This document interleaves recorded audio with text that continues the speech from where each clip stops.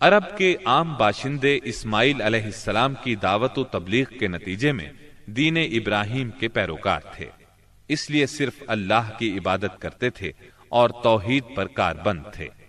لیکن وقت گزرنے کے ساتھ ساتھ انہوں نے اللہ کے احکامات کو بھلا دیا، پھر بھی ان کے اندر توحید اور دین ابراہیمی کے کچھ آثار باقی رہے، کچھ شعائر پر وہ عمل پیرا رہے، یہاں تک کہ بنو خزاعہ کا سردار عمرو بن لوہی منظر عام پر آیا۔ اس کی نشو و نما نیکی، صدقہ و خیرات اور دینی باتوں سے گہری دلچسپی پر ہوئی تھی، اس لیے لوگوں نے اسے محبت کی نظر سے دیکھا، اسے بڑا عالم اور اللہ کا ولی سمجھ کر اس کی پیروی کی۔ پھر اس شخص نے ملک شام کا سفر کیا، اس نے دیکھا وہاں بتوں کی پوجا ہو رہی تھی، اس نے سمجھا یہ طریقہ بھی اچھا ہے اور برحق ہے، کیونکہ ملک شام پیغمبروں کی سرزمین تھی، آسمانی کتابیں وہاں نازل ہوئی تھیں۔ چنانچہ واپسی پر وہ وہاں سے اپنے ساتھ حبل بت بھی لے آیا اور اسے خانہ کعبہ کے اندر نصب کر دیا اور اہل مکہ کو اللہ کے ساتھ شرک کی دعوت دی۔ اہل مکہ نے اس پر لبیک کہا۔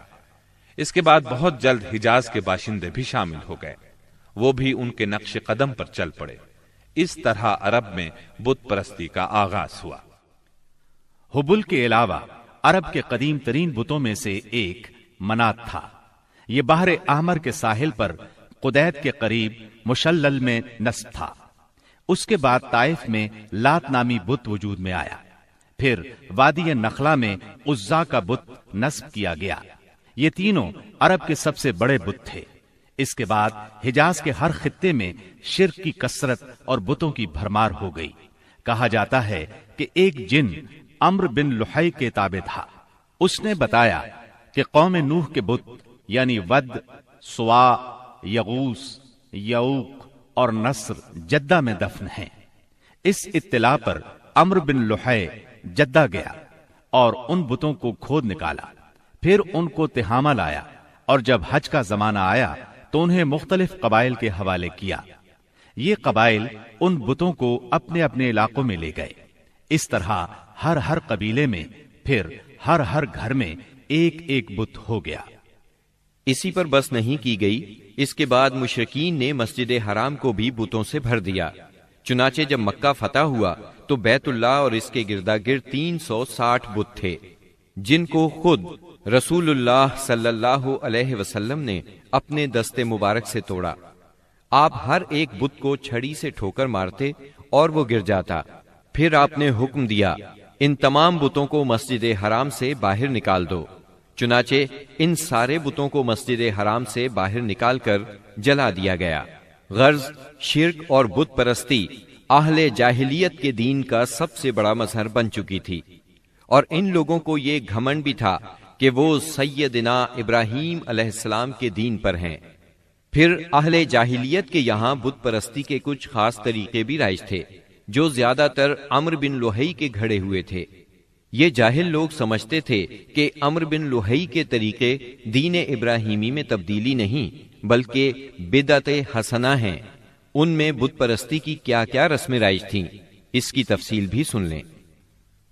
نمبر 1، اس دور کے جاہل مشرک بتوں کے پاس مجاور بن کر بیٹھتے تھے، ان کی پناہ ڈھونڈتے تھے، انہیں زور زور سے پکارتے تھے، حاجت روائی اور مشکل کشائی کے لیے ان کو پکارتے تھے اور سمجھتے تھے کہ وہ اللہ سے سفارش کر کے ہماری مراد پوری کرا دیں گے۔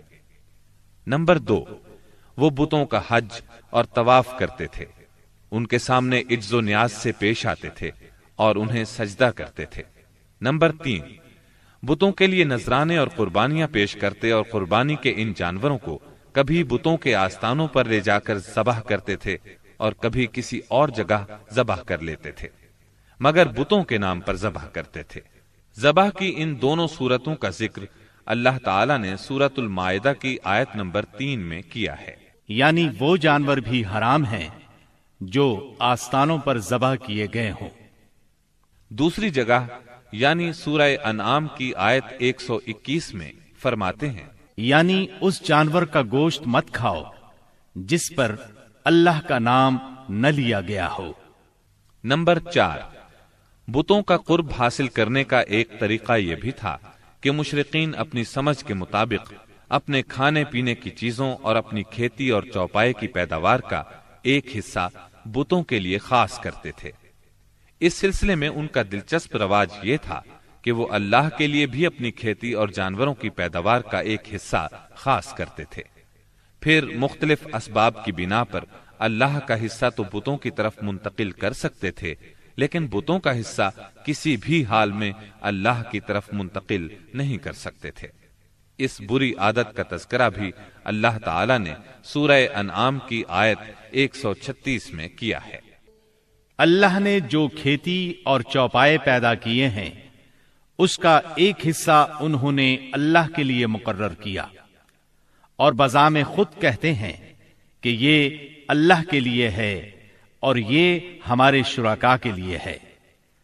تو جو ان کے شرکاء کے لیے ہوتا ہے وہ تو اللہ کے لیے نہیں پہنچتا، مگر جو اللہ کے لیے ہوتا ہے وہ ان کے شرکاء تک پہنچ جاتا ہے۔ کتنا برا ہے وہ فیصلہ جو یہ لوگ کرتے ہیں۔ نمبر 5، بتوں کا قرب حاصل کرنے کا ایک طریقہ یہ بھی تھا کہ وہ مشرکین کھیتی اور چوپایوں میں مختلف قسم کی نظریں مانتے تھے۔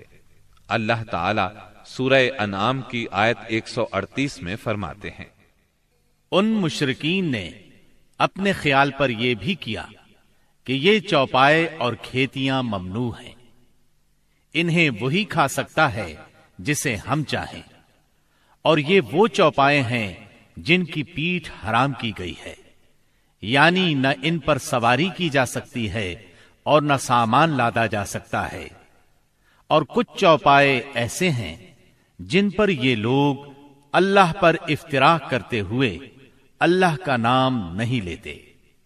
یہ تھے ان کے عقائد۔